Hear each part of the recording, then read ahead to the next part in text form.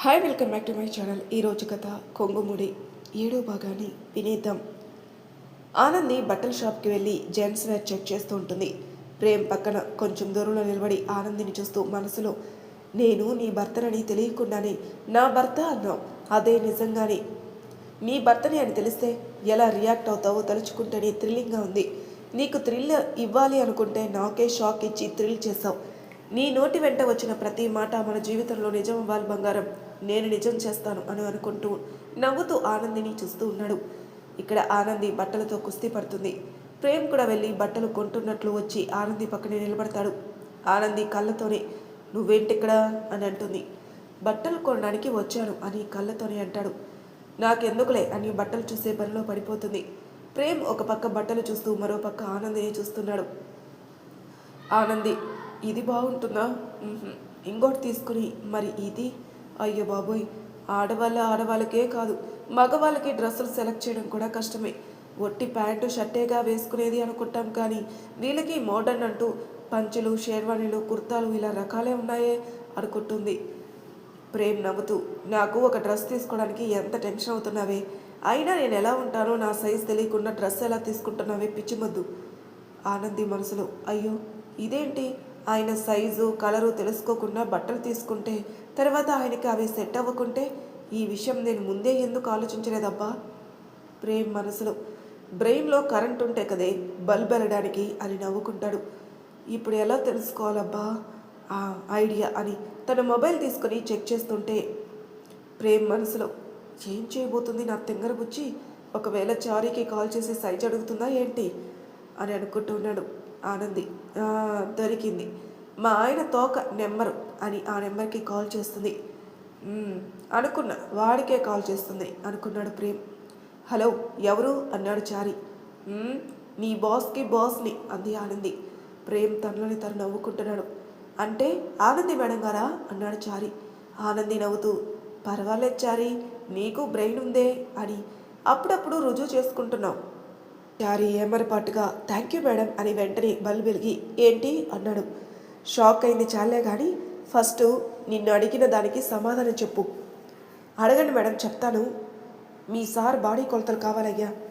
మా sir body కొలతలు ఎందుకు? మా సార్పై ప్రేమతో విగ్రహం చేయించి పూజ గదిలో పెట్టుకుని పూజ చేయాలనుకుంటున్నారా అన్నాడు చారి. ఎక్స్ట్రాలు మాట్లాడావంటే నిన్ను చంపి మన కాలనీలో శిలా విగ్రహం పెట్టిస్తాను అంది.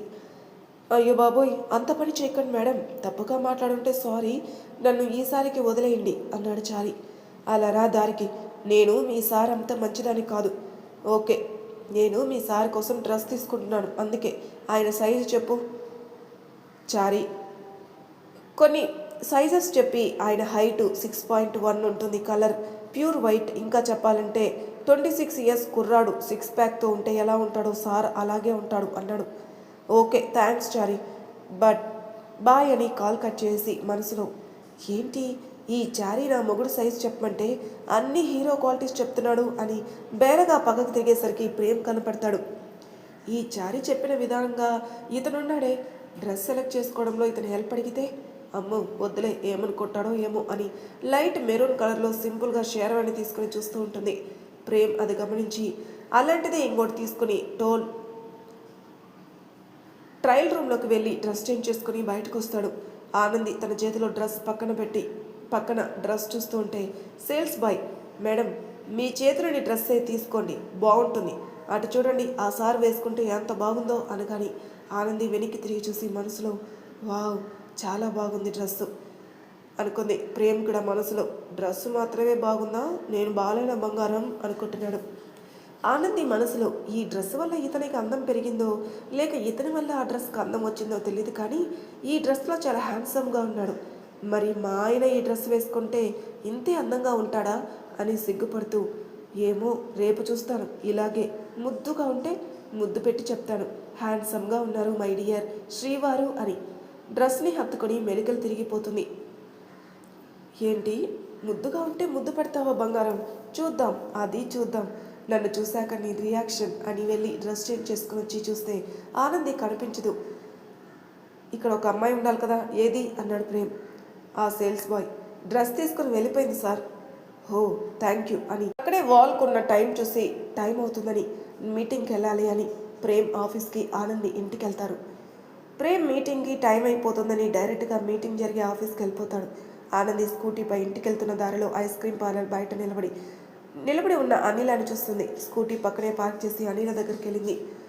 అనిల అని ఆనంది పిలవగానే అనిల తిరిగి ఆనందిని చూసి అక్క అని సంతోషంగా వెళ్ళి హక్ చేసుకుంది. నువ్వేంటి ఇక్కడ అంది ఆనంది. ఫ్రెండ్స్ని కలవడానికి వచ్చానక్క, మరి నువ్వు? చిన్న షాపింగే, అందుకని వచ్చాను.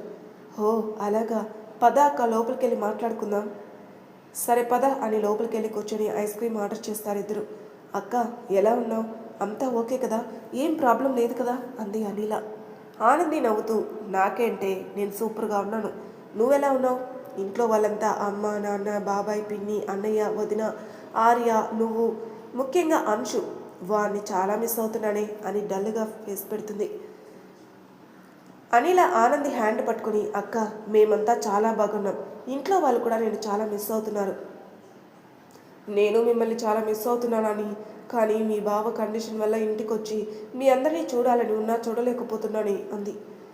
అనిల మనసులో అక్కకి నిజం తెలియదు కదా, ఇప్పుడు తన పెళ్లిలో జరిగిన విషయం చెప్పాలా వద్దా, నిజం తెలిస్తే అక్క ఎలా రియాక్ట్ అవుతుందో ఏంటో, చెప్పాలా వద్దా అని ఆలోచిస్తూ ఉండగా ఏంటి ఆలోచిస్తున్నావు, నాతో ఏదైనా చెప్పాలా అంది ఆనంది. అది అక్క అని అనిలోపే అనిల మొబైల్కి మెసేజ్ వస్తే ఓపెన్ చేసి చూస్తుంది. అనిల ఆనందితో నిజం చెప్పకు అని భాగ్య మొబైల్ నుంచి మెసేజ్ వచ్చుంటుంది. మనసులో అదేంటి పెద్దమ్మకి నేను అక్క దగ్గర ఉన్నట్టు ఎలా తెలుసు, ఒకవేళ ప్రేమ్ బావ మనుషుల్ని మమ్మల్ని అబ్జర్వ్ చేస్తున్నారా అని చుట్టూ చూస్తుంది. అనిల ఏమైంది అంది ఆనంది. అక్క నా ఫ్రెండ్స్ రావట్లేదని మెసేజ్ చేశారు. సరే అక్క నేను వెళ్తాను, ఇప్పటికే లేట్ అయింది అంది. ఆనంది నవ్వుతూ సరే నేను కూడా వెళ్తున్నానులే. ఇద్దరు హక్ చేసుకుని బాయ్ చెప్పుకుని వెళ్ళిపోతారు. అక్కడ ఆఫీస్లో మీటింగ్ ఫినిష్ చేసిన ప్రేమ్ చారి బయటకు వస్తారు. బయట కార్ దగ్గర కోపంగా జయరాం, బాధగా అరవింద్, హ్యాపీగా అజయ్ నిల్చొనుంటే ప్రేమ్ అరవింద్ ముందుకు వెళ్ళి నిలబడి ఏంటి మామ బాధగా ఉందా, ఈ ప్రాజెక్ట్ మిస్ అయినందుకు అన్నాడు ప్రేమ్. అరవింద్ మౌనంగా ఉన్నాడు. చూడు మామ, నేను మీలాగా మోసం చేసి హత్య చేసి నీ నుంచి లాక్కోవడం లేదు, నువ్వు ఇంతలా ఫీల్ అవ్వడానికి డైరెక్ట్గా ఫేస్ టు ఫేస్ ఢీ కొట్టున్నాను అంటాడు కోపంగా. అరవింద్ మౌనంగా ఉండిపోతాడు. జయరాం కోపంగా ప్రేమ్ గెలిచావని విరవేగకు అన్నాడు. నాకు గెలుపు ఇంకా దక్కలేదు జయరాం, నా గెలుపుని నువ్వు దాచేశావు. వాడిని నేను కనిపెట్టిన రోజు నీ కళ్ళల్లో కన్నీరు కాదు రక్తం చూస్తాను. నా తల్లి తండ్రి సమాధిపై మీరు కట్టిన ఈ కోటలు కూల్చే వరకు నేను గెలిచినట్లు కాదు, మీ పతనం నా గెలుపు అని కోపంగా అక్కడి నుంచి వెళ్ళిపోతాడు. అరవింద్ జయరాం ఒకరినొకరు చూసుకుంటారు. చారి కూడా సైలెంట్గా వెళ్ళిపోతాడు. అరవింద్ మనసులో అది నీ గెలిపే కాదు ప్రేమ్, నాది కూడా. నేను వారిని కోసమే వెతుకుతున్నాను, ఎదురు చూస్తున్నాను. వాడు దొరికిన రోజు నీ చేతుల్లోనే కాదు నా చేతుల్లో వాడికి కుక్క చావే అని కోపంతో కళ్ళు ఎర్రబడ్డాయి. అన్నయ్య వెళ్దామా అన్నాడు అజయ్. అజయ్ అరవింద్ జయరాం అక్కడి నుంచి వెళ్ళిపోతారు. ప్రేమ్ ఆఫీస్కి వెళ్ళిపోతారు. నైట్ 8 గంటలు అవుతుంది. ప్రేమ్ ఆఫీస్లోనే ఉన్నాడు. ప్రేమ్ తన క్యాబిన్లో తన చైర్లో కూర్చొని బెండై కళ్ళు మూసుకొని ఉంటాడు. సార్ టైం 8 అవుతుంది, స్టాఫ్ అంతా వెళ్ళిపోయారు, ఇప్పటికే లేట్ అయింది, మేడం మీకోసం ఎదురు చూస్తూ ఉంటారు, మనం కూడా ఇంటికి వెళ్దామా అన్నాడు చారి. ప్రేమ్ కళ్ళు తెరిచి పైకి లేచి పదాచారి వెళ్దాం అని ఇద్దరు కారులో స్టార్ట్ అవుతారు. వెళ్ళే రూట్ని చూసి సార్ మనం ఎక్కడికి వెళ్తున్నాం, ఇంటికి వెళ్ళే దారి ఇది కాదు కదా అన్నాడు చారి. ప్రేమ్ మౌనంగా ఉన్నాడు. చారి కూడా ప్రేమ్ ఏం మాట్లాడకపోయేసరికి సైలెంట్గా కూర్చుని ఉంటాడు. ప్రేమ్ కారు ఆపేసరికి చారి చూస్తాడు. సార్ మనం గెస్ట్ హౌస్కి ఎందుకు వచ్చాం? ప్రేమ్ సైలెంట్గా కార్ దిగి లోపలికి వెళ్ళిపోతాడు. చారి కూడా లోపలికి వెళ్తాడు. లోపల హాల్లో ఆదిత్య జై సోఫాలో కూర్చొని ఉండడం చూసి చారి మనసులో ఓ సార్, ఆది సార్ని జై సార్ని కలవడానికి వచ్చారా అనుకున్నాడు. ఆది జై ప్రేమ్ ఒకరినొకరు హాక్ చేసుకుని విష్ చేసుకుని కూర్చుంటారు. ప్రేమ్ అమ్ములు ఎలా ఉందిరా అన్నాడు ఆది. బావా ఎవరిని ఏ క్వశ్చన్ అడుగుతున్నావు అన్నాడు జై. చెల్లెలిపై ప్రేమతో అడుగుంటాళ్లే జై గారు అన్నాడు చారి. ప్రేమ్ చిన్నగా స్మైల్ చేసి బాగుంది ఆది బావా అని అంటాడు. ప్రేమ్ ఈరోజు ప్రాజెక్ట్ కూడా నీకే వచ్చింది కదా, మరి ఫేస్లో సంతోషం బదులు బాధ, మమ్మల్ని ఇప్పుడు ఎందుకు అర్జెంటుగా మీట్ అవ్వాలి అన్నావు అన్నాడు జై.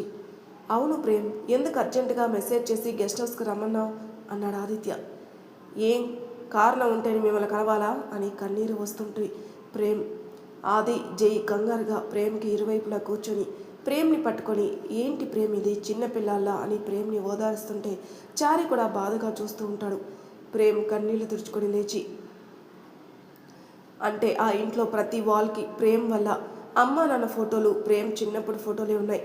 ప్రేమ్ 7 ఏళ్ల వయసులో వాళ్ళ అమ్మ నాన్నతో నవ్వుతూ దిగిన ఫొటోస్ టచ్ చేస్తూ కన్నీరు వస్తుంటే నేను ఏం తప్పు చేశానురా, ఎందుకురా దేవుడు నన్ను అమ్మ నాన్నల ప్రేమకి దూరం చేశాడు, వాళ్ళ చావుని కల్లారా చూసిన నేను వాళ్ళ చావుకి కారణమైన వాళ్ళు ఎవరో తెలిసి కూడా ఏం చేయలేకపోతుంటే నాపై నాకే కోపంగా ఉంది అని అటు ఇటు తిరుగుతూ వాల్కి తన చిన్నప్పటి నవ్వుతూ ఉన్న ఫోటోని అరచేత్తో ఫోర్స్గా కొట్టగానే ఆ పోటు అద్దం మొక్కలవి ప్రేమ్ చేతికి గాయం అవుతుంది. అది చూసిన ఆది జై చారి షాక్ అయి కంగారుగా వచ్చి ప్రేమ్ సోఫాలో కూర్చోబెట్టి జై ప్రేమ్ ముందు మోకాలపై కూర్చుని కట్టుకడుతుంటే ఆది చారి ప్రేమ్ పక్కన కూర్చొని ప్రేమ్ భుజంపై చెయ్యి వేసి బాధ కన్నీటి పొరతో ప్రేమ్ చేతికైన గాయాన్ని చూస్తూ ఉన్నారు. ప్రేమ్ చేతికి కట్టుకడుతున్న జై కన్నీరు ప్రేమ్ మణికట్టుపై పడుతుంటే ప్రేమ్ మరో చేత్తో జై ముఖం పైకెత్తి కన్నీరు తుడిచి సారీరా అన్నాడు. ఏంట్రా సారీ, నిన్ను నువ్వు గాయపరుచుకుంటే నీ పగ చల్లారుతుందా, చూడు ప్రేమ్ ఇంకోసారి ఇలా చేస్తే ఊరుకునేది లేదు అంటాడు కోపంగా జై. అవును ప్రేమ్, నీకు మేమంతా లేవా, నీకు అమ్మ నాన్నని దూరం చేస్తాడని బాధపడుతున్నావే, చిన్నప్పటి నుంచి నీపై ప్రేమతో నీ సంతోషమే మా సంతోషం అనుకుంటున్న నేను జై మా అమ్మ మాది ప్రేమ కాదా, నీపైనే ప్రాణాలు పెట్టుకుని బ్రతుకుతున్న అమ్మమ్మది ప్రేమ కాదా, ఇప్పుడు నీకు ప్రేమ అందించడానికి నా చెల్లిని నీ లైఫ్లోకి వచ్చిందే. చూడు ప్రేమ్, నీకు ప్రేమని ఇవ్వడంలోనే కాదు నీ పగలో కూడా నీకు తోడుగా ఉంటామని నీకు బాగా తెలుసు. నువ్వే కాదు వాడి కోసం నేను ఆది కూడా ఎంతో ట్రై చేస్తున్నాం. మా నాన్న ఒక్క క్లూ కూడా దొరకకుండా చాలా జాగ్రత్తలు తీసుకున్నాడు. కానీ ఏదో ఒకరోజు వాడు బయటకు రాక తప్పదు, నీ చేతిలో చావక తప్పదు అంటూ పిడికిలు బిగిస్తాడు జై. ఆ రోజు తొందరగా రావాలని కోరుకుంటున్నాను జై అన్నాడు ప్రేమ్ కూడా. ఆది ప్రేమ్ జై సైలెంట్గా ఉండడం చూసి చారి వీళ్ళ ముగ్గురి మూడ్ డైవర్ట్ చేయడానికి సార్ ఆనంది మేడం మిమ్మల్ని ఈరోజు చూశారు కదా, మేడం రియాక్షన్ ఎలా ఉందో మీరు నాకు చెప్తారన్నారు మర్చిపోయారా అన్నాడు చారి. ఆనంది గురించి అడగగానే ప్రేమ్ ముఖంలో చిన్నగా చిరునవ్వు వచ్చింది. అది చూసిన ఆదిత్య జై చారి చెప్పేది నిజమా ప్రేమ్, నువ్వు ఆనంది కనిపించావా, తను నిన్ను తన భర్త అని గుర్తుపట్టలేదా అని అడిగాడు జై. లేదు అన్నాడు ప్రేమ్. నిన్ను చూడగానే చిన్నగా గుర్తుపట్టలేదా అని అడిగాడు ఆదిత్య. ఆనంది అమ్మ నాన్న ఫోటో చూసే గుర్తుపట్టలేదురా, నన్ను చూసి చిన్న అని ఎలా అనుకుంటుంది అన్నాడు ప్రేమ్. 3 years బ్యాక్ మిస్టర్ హ్యాండ్సమ్గా అన్న గుర్తుపట్టలేదా సార్ అన్నాడు చారి. చారి అప్పుడే నన్ను చూస్తేనేగా ఇప్పుడు గుర్తుపట్టడానికి, పోనీ నీ వాయిస్ వినైనా నిన్ను క్రిష్ అనుకోలేదా అన్నాడు జై. లేదు. అదేంటి అన్నాడు జై. సార్కి మిమిక్రీ వచ్చు కదా, అలా డైవర్ట్ చేస్తుంటాడు కదా ప్రేమ్ అన్నాడు ఆదిత్య. ప్రేమ్ నవ్వుతాడు. అసలు ఏం జరిగిందో చెప్పండి సార్, టెన్షన్తో చచ్చిపోయేలా ఉన్నాను అన్నాడు చారి. ప్రేమ్ కాఫీ షాప్లో బట్టల షాప్లో జరిగిందంతా చెప్తాడు. ముగ్గురు నోరెళ్ళబెట్టి తర్వాత ఆనంది చేసిన పనికి నవ్వుతారు. తర్వాత ప్రేమ్ ఆది జైతో కాసేపు మాట్లాడి తర్వాత ఎవరింటికి వాళ్ళు వెళ్ళిపోతారు. ప్రేమ్ చారి ప్రేమాలయానికి వచ్చేస్తారు. ప్రేమ్ ఆనంది గదికి వెళ్ళి బెడ్పై తన పక్కన కూర్చొని ఆనంది అలానే చూస్తూ చిన్నప్పటి ఆనంది అల్లరి తలుచుకొని నవ్వుతూ మనసులో నువ్వేం మారలేదమ్ము, ఇప్పటికే అలాగే ఉన్నావు అని నుదుటిపై ముద్దు పెట్టి తన రూమ్కి వెళ్ళిపోతాడు. ప్రేమ్ వెళ్ళిపోగానే ఆనంది కళ్ళు తెరుస్తుంది. తన నుదుటిపై హ్యాండ్తో టచ్ చేస్తూ నవ్వుకొని మళ్ళీ పడుకుంటుంది. ఆనందికి ప్రేమ్ నైట్ లేట్ అవుతుందని ముందుగానే కాల్ చేసి చెప్పడంతో డిన్నర్ చేసి తన రూమ్లో బెడ్పై పడుకొని ఆలోచిస్తూ ఉంటుంది. ఆనందికి ఇందాక డిన్నర్ చేస్తున్నప్పుడు మాయా చెప్పిన మాటలే గుర్తుకొస్తున్నాయి. మ్యామ్ ఆనంది తింటూ ఏంటి మాయా, మీ అమ్మగారు మీరు చెప్పారని మీ థింగ్స్ మార్నింగ్ మీరు షాపింగ్కి వెళ్ళాక పంపించారు మ్యామ్, వాటిని మీ రూమ్లో పెట్టాను అంది Maya. Oh thank you Maya, it's my duty ma'am. ఆ విషయమే గుర్తుకొచ్చి వెళ్ళి ఆ థింగ్స్ తీసుకుని బెడ్పై కూర్చుని వాటిలో గ్రీటింగ్ కార్డును చూసి తర్వాత తన డైరీ తీసుకుని మిగిలినవి పక్కన పెట్టేస్తుంది. ఆ డైరీ ఓపెన్ చేసి తన పెళ్లి రోజు ఆపేసిన పేజీ నుంచి రాయడం మొదలుపెట్టింది. ఈరోజు షాపింగ్ వరకు జరిగినవన్నీ రాసి లాస్ట్లో నా భర్తని చూడాలనేది ఈ 3 రోజుల ఆరాటం కాదు, 3 ఏళ్ల నా నిరీక్షణ, నా ఆశ కోరిక ఒక కలలా మిగిలిపోతుందని బాధపడ్డ నాకు రేపు నా మనసు ఆరాటపడిన నా కనులు చూడలేకపోయినా నా గుండె చప్పుడు నాకు చెప్తుంది నిజమో అబద్ధము రేపే తెలుస్తుంది. అతనే ఆయనే అయితే నా అంత అదృష్టవంతురాలు ఈ ప్రపంచంలోనే ఉండదేమో అని డైరీ మూసేస్తుంది. అనుకుంటూ బెడ్పై పడుకొని హాయిగా నిద్రపోతుంది. మరుసటి రోజు మార్నింగ్ 6:30 గంటలకి ఆనంది ఫ్రెష్ అయి ఇంటి ముందు ముగ్గు వేస్తుంటే మాయా రంగులు వేయడంలో హెల్ప్ చేస్తూ ఉంటే సుసి నవ్వుతూ చూస్తూ ఉంది. అంతలో జాగింగ్కి వెళ్ళి వచ్చిన ప్రేమ్ చారి ముగ్గు వేస్తున్న వీళ్ళని చూసి అలాగే నిలబడి చూస్తూ ఉంటారు. ఆనంది శారీలో తలకు టవల్తో, నుదుటిన కుంకుమతో, మెడలో వేలాడుతున్న మంగళసూత్రాలతో, చేతుల నిండా గాజులతో ఎంతో అందంగా ముగ్గేస్తుంటే ప్రేమ్ గుండెపై చెయ్యి వేసుకొని ఆనందిని ప్రేమగా చూస్తుంటాడు. ప్రేమ్ని చూస్తున్న చారి, ఏంటి సార్ గుండె జారిపోతుందా, అలా గట్టిగా పట్టుకున్నారు? ప్రేమ్ నవ్వుతూ, అవును చారి, నా ఆనంది ఇంత ముద్దుగా ఉంటే గుండెంది ప్రాణమే పోతుంది అన్నాడు. సార్, ఆనంది గుండె వేగంగా కొట్టుకుంటుంది. ఆనంది లేచి, మాయా మిగిలినది నువ్వే ఫినిష్ చేయి అని లోపలికి పరిగెత్తుకుంటూ వెళ్ళిపోతుంది. ప్రేమ్ మనసులో, నా బంగారం ఎందుకు పరిగెత్తుకుంటూ వెళ్ళిపోయింది అని ప్రేమ్ కూడా లోపలికి వెళ్ళి తన రూమ్లోకి ఫ్రెష్ చేయడానికి వెళ్ళిపోతాడు. చారీ వచ్చి మాయా పక్కన కూర్చుని, మే ఐ హెల్ప్ యూ అన్నాడు. నో థ్యాంక్స్ అంది మాయా. హో ఓకే, ముగ్గు చాలా బాగుంది నీలాగే. మాయా కోపంగా చారీ వైపే చూస్తుంది. చారీ సైలెంట్గా లేచి లోపలికి వెళ్ళిపోతాడు. ఆనంది ప్రేమ్ ఆఫీస్కి వెళ్ళేంత వరకు రూమ్ నుండి బయటికి రాదు. ప్రేమ్ కూడా తనని డైరెక్ట్గా నైటే పూజలో చూడాలని, ఇప్పుడు అవాయిడ్ చేస్తుందని అర్థమై ఆఫీస్కి వెళ్ళిపోతాడు. ఇంట్లో ఆనంది, ఆఫీస్లో ప్రేమ్ సాయంత్రం ఎప్పుడెప్పుడు అవుతుందో అని ఎదురు చూస్తూ ఉంటారు. 1 నిమిషం 1 గంటలా కాదు, 1 యుగంలా ఉంది వాళ్ళిద్దరికీ. ఆఫీస్లో ప్రేమ్ తన క్యాబిన్లో అటు ఇటు తిరుగుతూ ఉంటే, సార్ ఎందుకు ఊరికి అటు ఇటు తిరుగుతారు, అసలే ఫాస్టింగ్లో ఉన్నారు, కళ్ళు తిరుగుతాయి, హాయిగా కూర్చోండి సార్ అన్నాడు చారీ.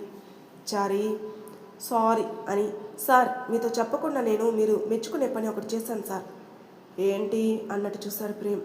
ఆ పని ఏంటో తెలిస్తే మీరు నన్ను మెచ్చుకోకుండా ఉండలేరు సార్ అన్నాడు చారీ. ఫస్ట్ అదేంటో చెప్పు, మెచ్చుకోవలేదో నేను చెప్తాను. మీ మరదలుంది కదా సార్, అదే సార్ ఆనంది మ్యామ్ చెల్లెలు అనిల మ్యామ్, తనకి తెలియకుండా తన చుట్టూ సెక్యూరిటీగా 2 పెట్టాను సార్ అన్నాడు చారీ. ఏడ్సావులే, వాళ్ళని వెనక్కి రమ్మను. అదేంటి సార్? అదంతే, ఆ రోజు బేబీ అని తెలియక వేరే అమ్మాయి అనుకొని సేవ్ చేద్దామని కారు దిగా. అని తెలిస్తే దిగేవానే కాదు. అదేంటి సార్? మనం సేవ్ చేసింది బేబీని కాదు, బేబీ చేతిలో ఆ 4 అమ్మాయిల్ని. సార్ అంటే అన్నాడు చారీకి అర్థం కాక. కరాటీ స్కూల్లో నా జూనియర్కి జూనియర్ బేబీ, నేనే కాదు బేబీ కూడా కరాటీలో బ్లాక్ బెల్ట్. మరి ఆ రోజున మన ఇద్దరిని చూసి భయపడుతూ మన వెనక్కి వచ్చి కాపాడమని ఎందుకనింది సార్? నీ టాలెంట్ చూద్దామని సార్ అని బొంగుమూతి పెట్టుకుంటాడు చారీ. చారీ, నీలాగే అది కూడా ఓవర్ యాక్షన్ చేస్తుంది. నా పెళ్ళం పిరికిది కానీ నా మరదలు కాదు, దాన్ని ఎవడు చేసుకుంటాడు కానీ వాడైపోతాడు. సర్లే, వాళ్ళని వెనక్కి రమ్మని చెప్పు, మన కొత్త ప్రాజెక్ట్ ఫైల్స్ తీసుకొనిరా అంటాడు. చారీ కూడా సరే అని వెళ్ళిపోతాడు. మరి తర్వాయి భాగంలో ఏం జరుగుతుందో నెక్స్ట్ ఎపిసోడ్లో తెలుసుకుందాం. అంతవరకు నా ఛానల్ సబ్స్క్రైబ్ చేయని వాళ్ళు ప్లీజ్ సబ్స్క్రైబ్ చేసుకోండి, లైక్ చేసి షేర్ చేయండి, మీ అభిప్రాయాలు నాకు కామెంట్ రూపంలో తెలియజేయండి. Thank you for listening.